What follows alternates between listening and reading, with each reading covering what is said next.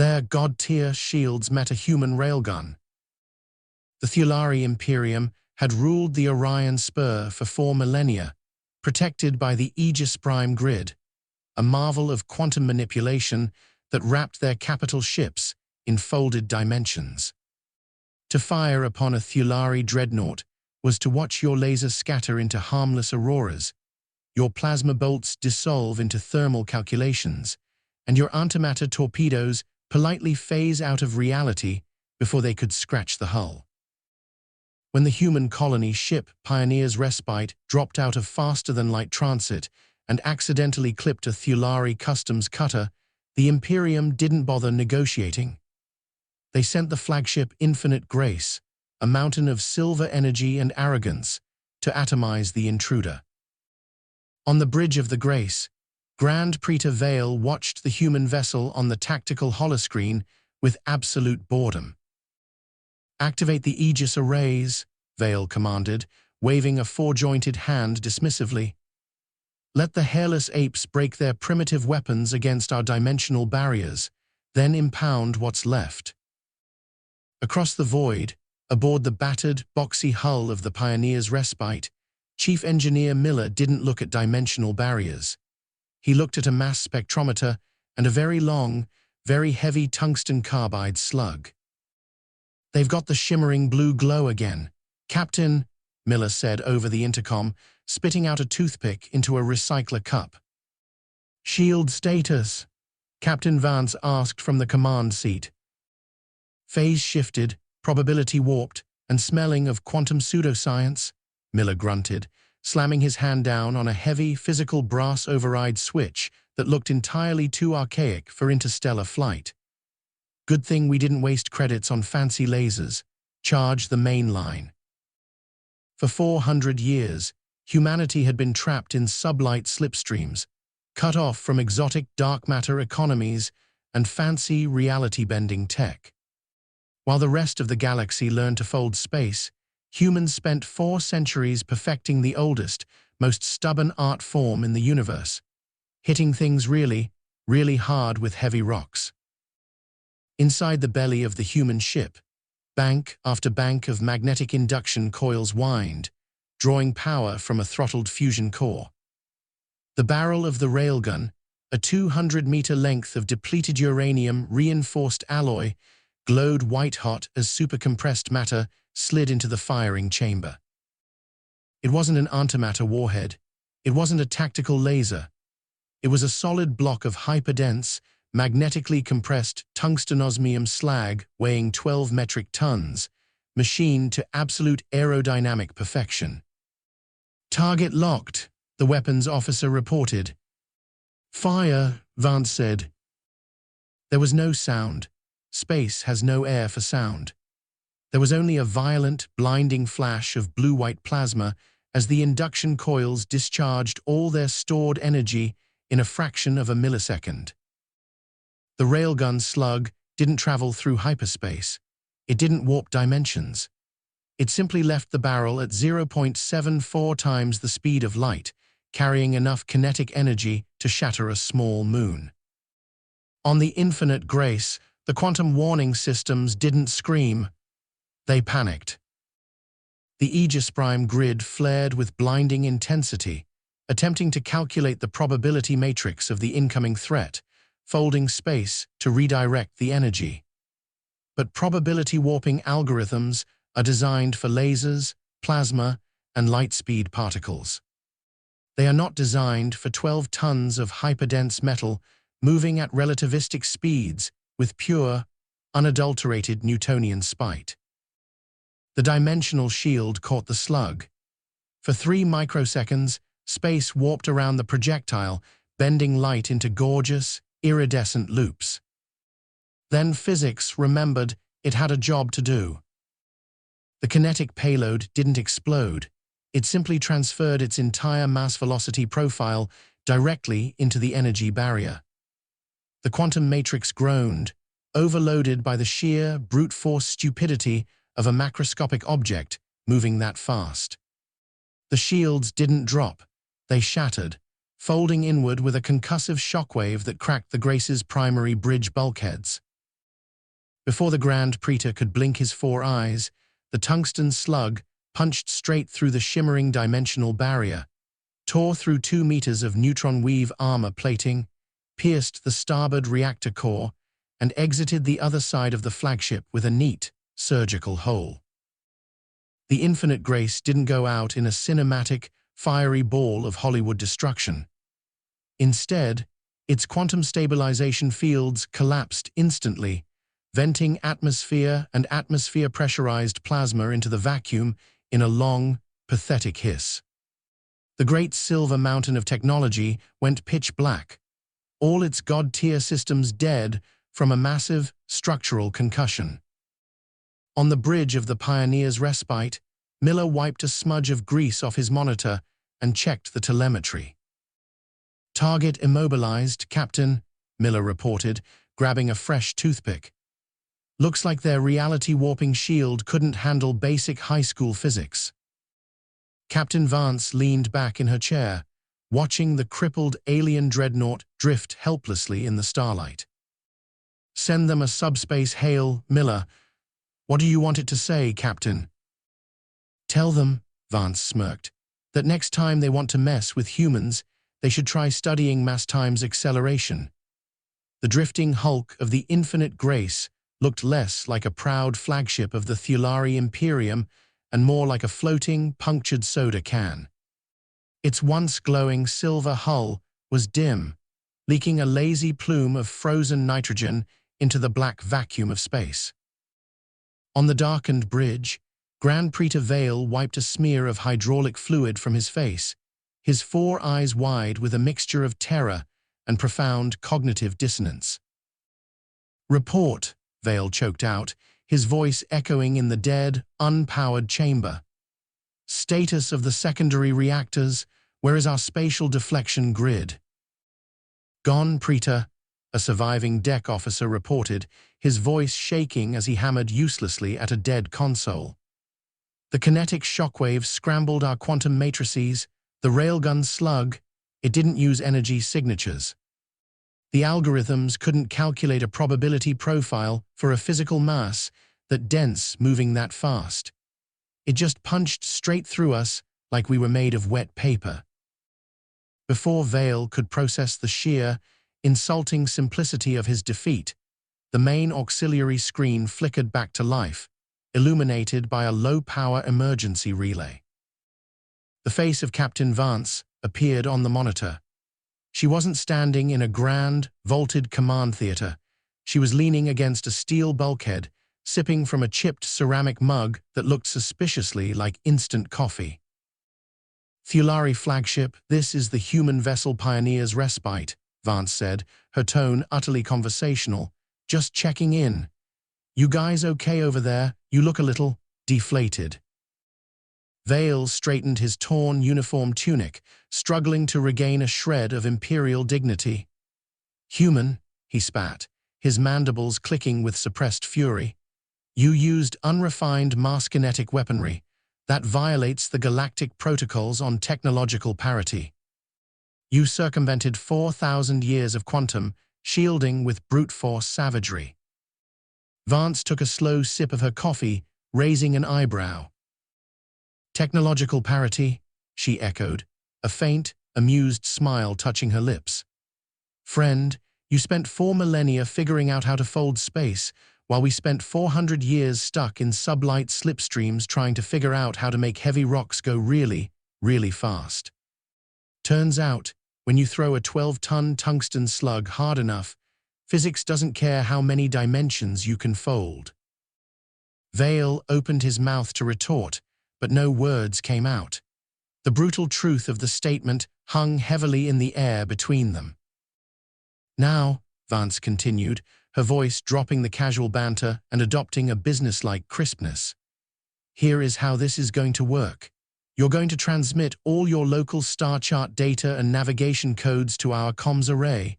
In exchange, we won't load a second rock."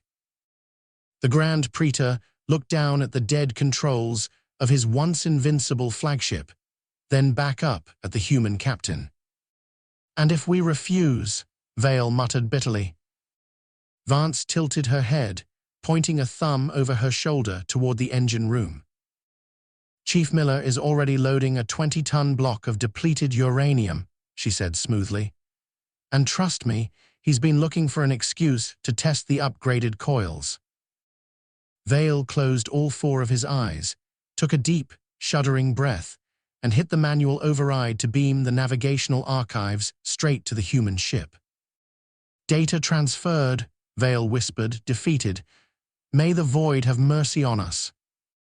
"The Void's fine," Vance replied cheerfully.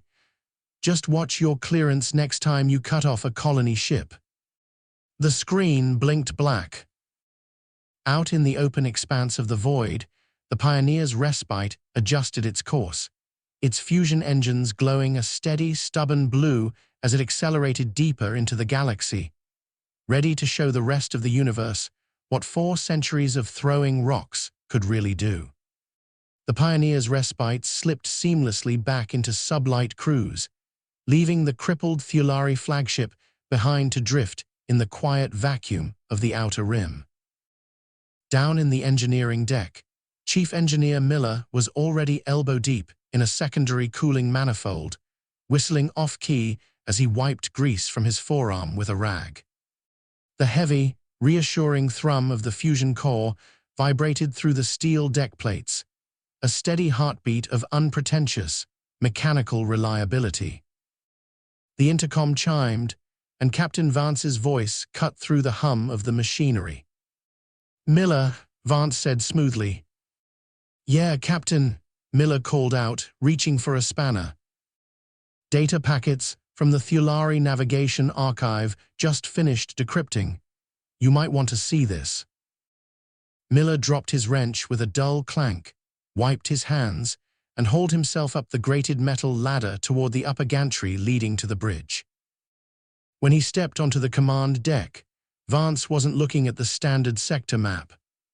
She was staring at a deep space cartography grid that mapped the inner territories of the Thulari Imperium, a massive, heavily guarded cluster of star systems that had historically closed its borders to independent vessels, citing their impenetrable defensive perimeters and quantum-locked trade lanes.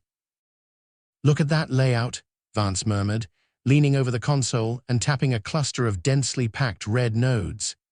300 systems, all locked behind Aegis Grid customs checkpoints, and according to these security logs, they've been intercepting and impounding independent colony ships for decades.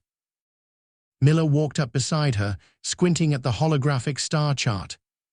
A slow, familiar grin spread across his soot-smudged face. He reached out and tapped a heavy, fortified outpost marked near the center of the Imperium's core worlds, Port Vales, the main administrative hub for the Thulari customs fleet.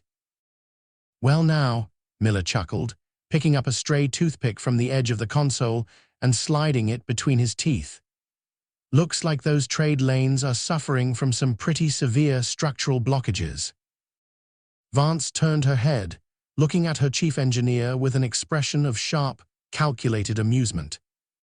"Severe blockages," she echoed, raising an eyebrow.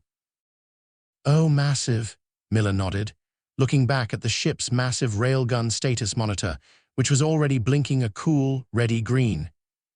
"In fact, I'd say those customs gates look like they're due for a comprehensive, high-velocity maintenance inspection." Vance smiled, leaning back into her command seat and flipping the ship's main intercom to general quarters. "All hands, this is the captain," Vance announced, her voice ringing clear and steady throughout the vessel. "Reset our navigation vectors. We aren't heading back to the colonies just yet." It turns out the Thulari Imperium has a very backlogged plumbing system, and Chief Miller and I have decided to offer our contracting services.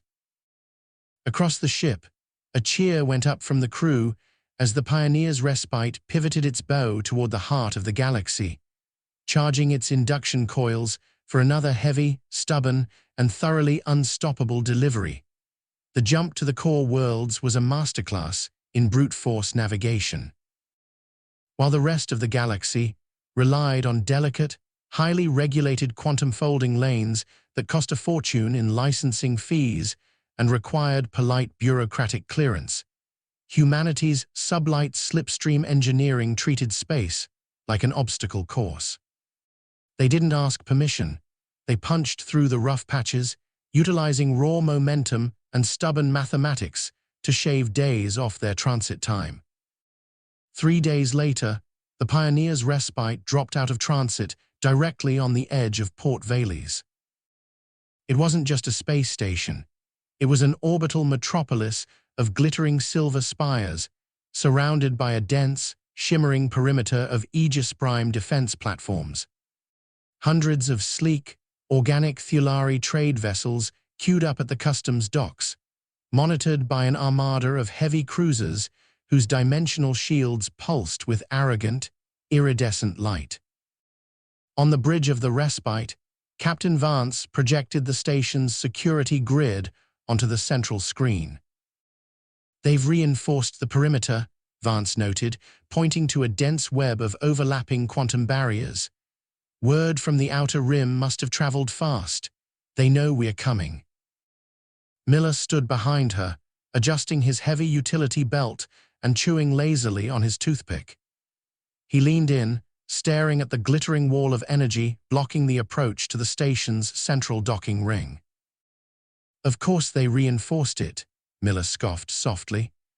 "Engineers who rely on magic shields always double down on magic when the math starts looking bad.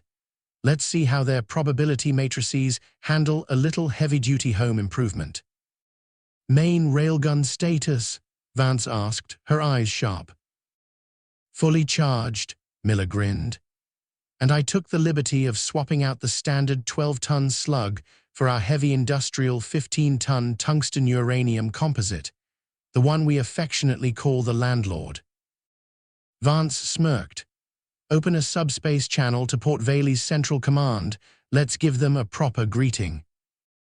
On the command deck of Port Vales, the regional commander, a towering Thulari senior magistrate surrounded by panicking junior officers, watched the battered, boxy human freighter materialize on his tactical holoscreen with absolute disbelief. "They're back," the magistrate hissed, his mandibles flaring in sheer outrage. "A single primitive mining vessel dares to challenge the heart of the Imperium, activate the planetary defense grid, vaporize them before they can even." Before he could finish his command, his main communication console shrieked, overriding all local frequencies with a sharp, blaring alarm. Captain Vance's face materialized on the station's massive command screens, framed by the austere, utilitarian bulkheads of the respite. She wasn't smiling, but her eyes held a terrifying, unyielding calm. "Port Vales Customs, this is the human vessel Pioneer's respite," Vance broadcasted across the entire system. "We're here to audit your trade restrictions, settle a few historical grievances, and collect on some long-overdue clearance fees. Drop your shields." The magistrate laughed, a harsh, grating sound that echoed through the control room. "Insolent apes, your primitive kinetics cannot penetrate our core defense grid. Fire upon them." Across the perimeter, a dozen Thulari cruisers locked their weapons arrays and raised their Aegis Prime barriers to maximum density, bathing the space around the station in blinding sheets of dimensional light. Vance didn't blink. She looked straight at her chief engineer. "Knock on the door, Miller."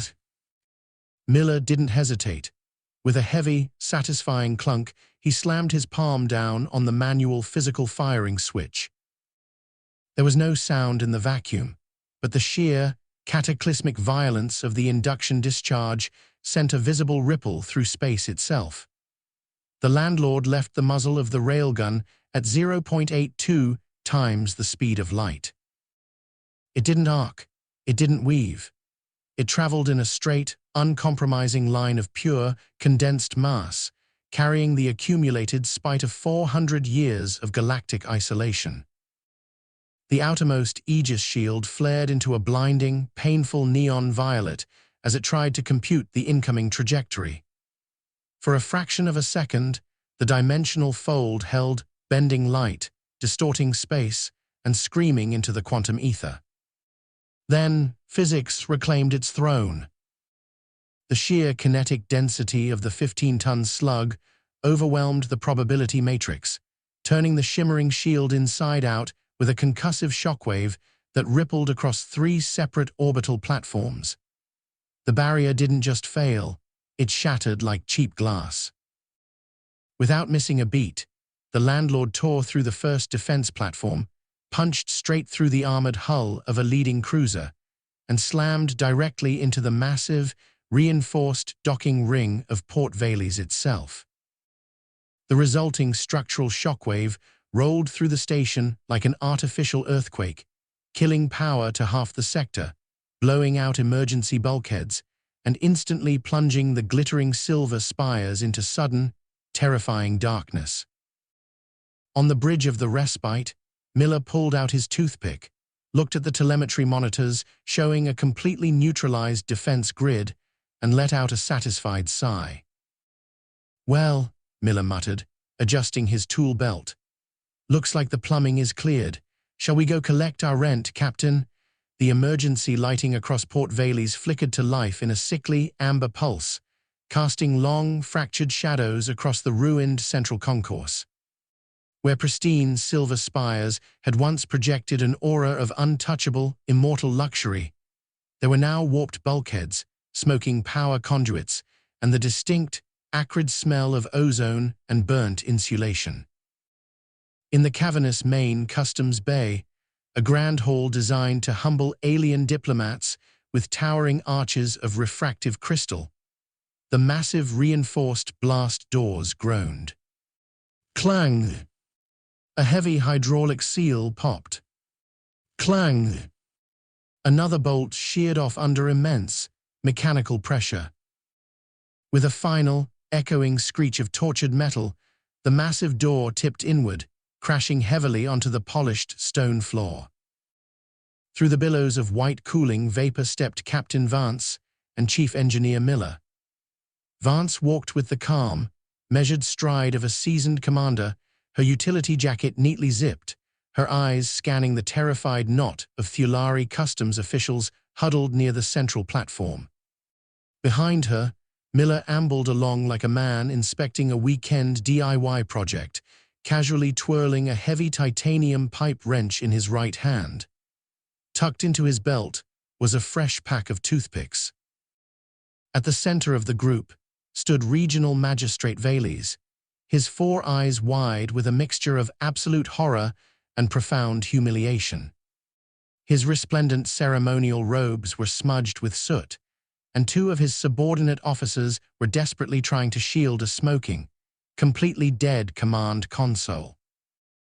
"You," Vales choked out, his mandibles clicking frantically as he pointed a trembling, multi-jointed finger at Vance.